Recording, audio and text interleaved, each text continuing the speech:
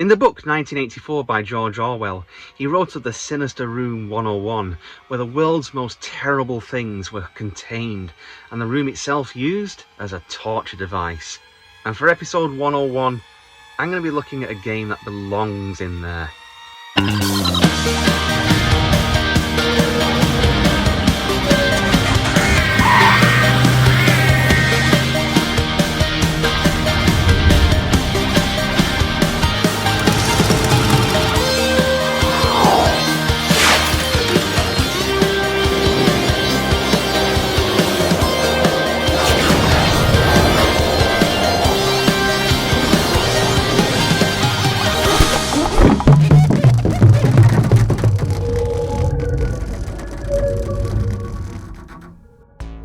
Let me be clear from the start in saying that this is a bad game. It's a really bad game, terrible game.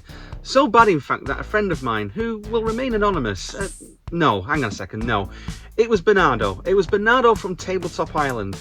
I told him not to buy this game, and he didn't listen. And he bought it, had it shipped from the UK to America, and hated it that much that he sent it right back to England. To me. Aren't I the lucky one? Yeah, this is bad. This episode, we're looking at Give the Dog a Bone from Waddingtons. Let's put this dog down, let's get this game down and have a look at it. First off, box art. And the box art is lively and cartoony. The reverse shows an illustration of what's contained within, a beguiling image to tempt the unaware. Contents. And here's where the temptation for your retro game collectors comes into full fray. A 3D plastic moulded board. There's the doghouse walls and roof, plastic bones, these switch track pieces, a ramp, 2 custom dice, and Barney, the pull back and go dog. Setup. Connect the 2 halves of the board together. Put the switch track pieces in place, these push into the board. Construct the 4 walls of the kennel together, and lay the kennel roof in place before adding it to the centre of the board. Add the ramp to the board and put Barney here, on the track in his basket. The bones and the dice are put at the side of the board, and we're done. Presentation? I can't deny that this is a really good looking game. It looks fantastic and has a real presence on the table. The cartoony graphics extend to the board. The cats and the dogs on the board suitably on theme. The Barney play piece, the dog, is a really nicely sculpted, and the mini bones being plastic are welcome too. It's friendly on the eyes, it looks a gem. But this is a poisoned chalice. It lures the unwitting in with its presentation, its colours, its board. What counts is gameplay. So let's dive into it. Barney, the runaway pup, is flying around the garden in search of his buried bones. He's buried them in numerous spots around the yard. He'll whiz around, hunting for his tasty snacks. But where will he stop? The hunt is on to gain the most bones. Playing the game, you'll roll both dice. The black dice will tell you how many bones to hide in one of Barney's hiding spots. You take the same amount of bones from the draw pile and then add them to one of the pits and close the gate, effectively burying the bones. The white dice with the paw prints will tell you how many times to pull Barney back before letting him go. The pullback track is the kitchen tile spaces ahead of his dog basket. The white dice has a couple of additional unique rolls to it too. The kitchen door allows the player to choose how many times to pull Barney back, up to a maximum of 5. The flower allows you to launch Barney from the flower bed instead of the kitchen. So, you rev Barney up and let him go, and whoosh, he goes flying around the track on the board. Him barging his way through gates will cause them to switch positions, uncover bones, and change the track. It's well designed, and the track does shift very rapidly, as well as opening up bone pits. Depending on where Barney stops on the board, depends on what, if any, bones you get. The purple gravel path and bridge, you take all the bones that have been uncovered.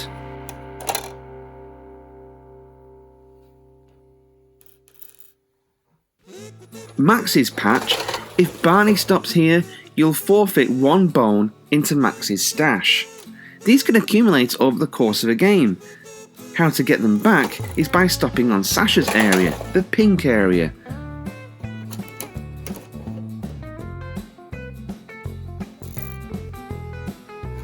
Tomcat's area, orange. Any bones uncovered go to the next player, which is a real stinker. The kennel. If you stop there, you don't gain any of the uncovered bones, which also sucks because stopping here is a rare thing. The flower bed grants you another go, similar to rolling the flower on the dice. And then there's the pond, which if you land here, you lose all the bones you've collected so far. All of them. Rolling the door, the player has the option of launching Barney with the full intent of him returning back into his kitchen and his basket. The reward here is double the amount of bones uncovered from that turn. You take the same amount from the draw pile. You continue playing until all the bones from the draw pile are gone. The player with the most bones wins. So, why is this such a poor game in my view? It's exciting to see Barney charging around the track, I won't dispute that. But for all the production gone into this game, it's woefully bad. First, it's all pure luck. There's no skill involved here at all. Looking what you roll, looking how many times you pull Barney back, it's the randomising factor, but it doesn't serve the game well. For all this, it's the same as rolling a dice or spinning a spinner. You either get bones or you don't. Second, Barney is wildly unpredictable in even gauging how many pulls to give him, and it rarely gets him to land close to where you want him to. It's not like you can estimate it well. The ramp here causes significant issue, as there's just not enough drive in the motor to power Barney up it most times. He'll get stuck here a lot of the time. Thirdly, there are far more opportunities to lose bones to opponents than there are to legitimately winning them, and that just rankles players. It really gets under the skin. Landing in the pool or Tomcat's area really isn't much fun. Players feel robbed and it gets frustrating very quickly. Even the idea of launching Barney from the flower bed really doesn't allow him to make hitherto unreached areas of the board. A number of turns Barney will hit corners so fast that his wheels will leave the board and the energy in the pull motor are completely lost in that instance. It overall feels like a game where the player isn't in control. The only deciding factor that a player has is to where to place bones and which of the two gates to switch to its alternate position. You'll also find that most turns you'll place bones, cover them up, for Barney to charge through and reopen the gate immediately, and it feels slightly pointless. Finally, and this is the most damning, give the dog a bone just isn't that much fun. It really isn't. It becomes a bit of a chore to play the thing. And whilst games are relatively quick, 15 to 20 minutes, you'll be glad it's over and done with, and absolutely no one at the table will go, yeah, let's play that again. So, final thoughts. Give the Dog a Bone was released towards the end of Waddington's tenureship in the game-making market, and for a company that made such wonderfully inventive and thematic games such as Lost Valley of the Dinosaurs, Escape from Atlantis, Cluedo and Ghostly Galleon, it feels like a real miss.